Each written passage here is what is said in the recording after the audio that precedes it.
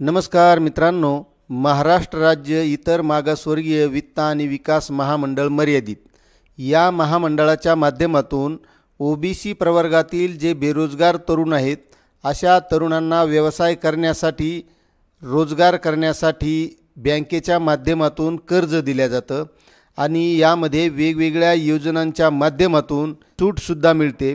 आता यामध्ये कोणकोणत्या प्रकारचे कर्ज आहेत, त्यासाठी कोणकोणती कागदपत्र लागणार आहेत, त्यासाठी कर्ज मंजुरी प्रक्रिया कशी आहे याची सविस्तर माहिती आपण आजच्या व्हिडिओमधून घेणार आहोत। तर मित्रांनो, तत्पूर्वी तुम्हाला एक विनंती आहे की तुम्ही जर आपल्या वेणुगंगा टेक या यूट्यूब चॅनलवर नवीन असाल तर चॅनलला सबस्क्राईब करा, व्हिडिओला लाईक करा, कारण यापुढील नवनवीन माहिती आपल्याला मिळत राहील। तर मित्रांनो, हे आहे महाराष्ट्र शासनाचं महाराष्ट्र राज्य इतर मागासवर्गीय वित्त आणि विकास महामंडळ मर्यादित या योजनेचं पोर्टल। आता मित्रांनो, यामध्ये वेगवेगळ्या योजना आहेत, कर्ज मागणीचा अर्ज आहे आणि कर्ज मंजुरीची प्रक्रिया कशी आहे, तर आपण ही सर्व माहिती सविस्तर आजच्या व्हिडिओमधून जाणून घेणार आहोत। आता यामध्ये आपण सुरुवातीला बघूया की यामध्ये कोणकोणत्या योजना आहेत, म्हणजे बेरोजगार तरुणांना कोणकोणत्या योजनेमधून कसं कर्ज मिळतं त्याबद्दल सविस्तर जाणू। तर यामध्ये महत्त्वाची पहिली योजना आहे मित्रांनो 20% बीज भांडवल योजना। त्यानंतर दुसरी आहे 1 लाख रुपयापर्यंतची थेट कर्ज योजना आणि त्यानंतर आहे वैयक्तिक कर्ज व्याज परतावा हा 15 लाख रुपयापर्यंतची योजना। त्यानंतर आहे गट कर्ज व्याज परतावा योजना, या योजनेमध्ये 50 लाख रुपयापर्यंत कर्ज मिळतं। त्यानंतर कौशल्य विकास प्रशिक्षण ही शैक्षणिक योजना आहे। त्यानंतर शैक्षणिक कर्ज व्याज परतावा योजनासुद्धा आहे। महिला स्वयंसिद्धी कर्ज योजना व्याज परतावा योजना ही सुद्धा आहे। आणि अशा या योजनांच्या माध्यमातून ओबीसी प्रवर्गातील जे काही बेरोजगार तरुण आहेत, बचत गट आहेत, अशा तरुणांना हे कर्ज मिळत असतं। आता मित्रांनो, यासाठी कर्ज मागणी अर्जसुद्धा आहे, मात्र आपण त्या अगोदर याची प्रक्रिया कशी आहे मंजुरीची हे समजून घेऊया। त्यामुळे व्हिडिओ शेवटपर्यंत बघा, म्हणजे सर्व प्रक्रिया आपल्या लक्षात आली पाहिजे की यासाठी कर्ज कसं मिळवता येतं। तर आता यामध्ये अशी प्रक्रिया आहे की जिल्हा कार्यालयाद्वारा करण्यात येणारी कार्यवाही। आता इतर मागासवर्गीय प्रवर्गातील पात्र व्यक्तींना महामंडळाच्या विविध योजनांचे अर्ज महामंडळाने निश्चित केलेले शुल्क आकारून महामंडळाच्या सर्व जिल्हा कार्यालयातून उपलब्ध करून देण्यात येतात। महामंडळाची 20% बीज भांडवल योजना, 1 लाखापर्यंतची थेट कर्ज योजना, या योजनांच्या अर्जांची किंमत 10 रुपये प्रति अर्ज अशी आहे। विहित नमुन्यातील अर्ज विक्री करतेवेळेस संबंधित व्यक्तीचे जातीचे प्रमाणपत्र व आधार कार्ड ही किमान 2 कागदपत्रे तपासून संबंधित अर्जाची विक्री करण्यात येते आणि विहित नमुन्यातील अर्जासोबत सर्व आवश्यक कागदपत्रे जोडून कर्ज प्रस्ताव 2 प्रतीमध्ये संबंधित अर्जदार जिल्हा कार्यालयात सादर करतात। प्राप्त अर्जांची जिल्हा कार्यालयात छाननी करून त्यात त्रुटी असल्यास संबंधितांना कळवून त्रुटी पूर्तता करून घेण्यात येते। अर्जदारांची मूळ प्रमाणपत्रे तपासून अर्जासोबत जोडलेल्या प्रमाणपत्राच्या प्रती जिल्हा व्यवस्थापक प्रमाणित करतात। जिल्हा व्यवस्थापक अर्जदारांच्या व्यवसाय स्थळांची पाहणी व त्यानंतर व्यवसायाचे ठिकाण व कर्ज प्रस्तावाची आर्थिक क्षमता विचारात घेऊन कर्ज मागणी अर्जावर योग्य रकमेची शिफारस नमूद करतात। जिल्हा लाभार्थी निवड समिती, तर सर्व दृष्टीने परिपूर्ण व त्रुटी नसलेली कर्ज प्रकरणे माननीय जिल्हाधिकारी यांच्या अध्यक्षतेखाली स्थापन केलेल्या जिल्हा लाभार्थी निवड समितीसमोर जिल्हा व्यवस्थापक मंजुरीसाठी ठेवतात। जिल्हा लाभार्थी निवड समितीच्या मंजुरीनंतर राज्य महामंडळाच्या 20% बीज भांडवल आणि 1 लाखापर्यंतची थेट कर्ज योजना, शैक्षणिक कर्ज व्याज परतावा या योजना अंतर्गत प्राप्त अर्ज बँकाकडे मुख्यालयाकडे पुढील कार्यवाहीसाठी पाठवतात।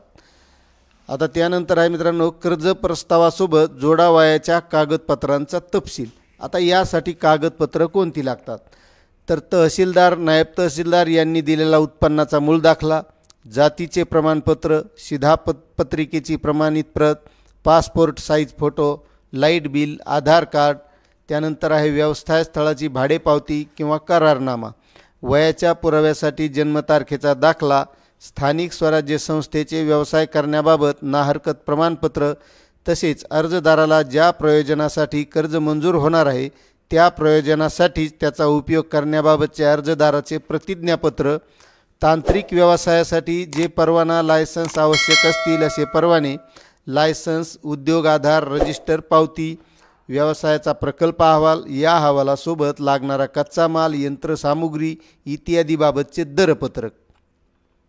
त्यानंतर मित्रांनो, मुख्यालय स्तरावर करण्यात येणारी कार्यवाही व कर्ज प्रकरणांना मंजुरी. आता ही मंजुरी कशा प्रकारे मिळत असते हा महत्त्वाचा मुद्दा आहे.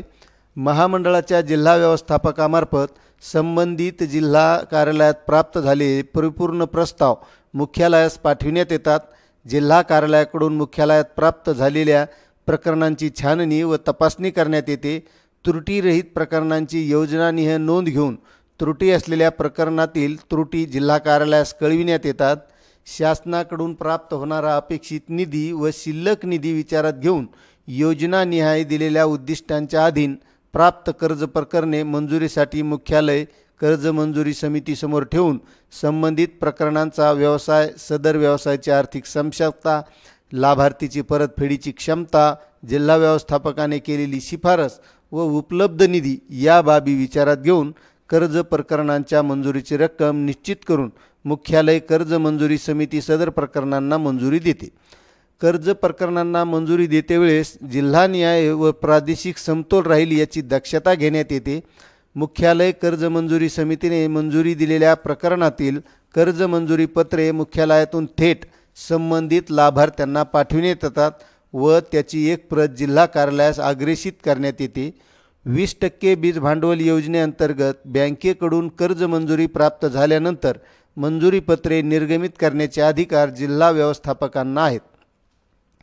₹10 लाखांपर्यंतची वैयक्तिक कर्ज व्याज परतावा योजना तसेच 10 लाख ते 50 लाखांपर्यंतची गट कर्ज व्याज परतावा योजना या ऑनलाईन योजनांतर्गत जिल्हा कार्यालयाकडून शिफारस प्राप्त अर्जावर मुख्यालयात तपासणी करून त्यांना हेतुपत्र म्हणजेच LOI निर्गमित केले जाते. नियमित कर्ज परतफेड करणाऱ्या अर्जदारांनी बँकेत भरणा केलेल्या केवळ व्याजाच्या रकमेची महामंडळाकडे मागणी केल्यानंतर अर्जदाराच्या आधार संलग्न बँक खात्यात व्याज परतावा मिळतो.